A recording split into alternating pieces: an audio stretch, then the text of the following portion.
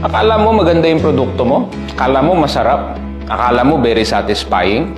O nag-iisa ka? Hindi mo kasi tinatanong yung customer mo. Nag-iisa ka lang naniniwala sa produkto mo. Kailangan mo ng product feedback. Kailangan mo ng customer review. Hindi para tumaas ang ego mo, para mag-feel good ka, ang ganda ng product ko. Hindi ganun. Para natitesting mo, para alam mo yung katotohanan.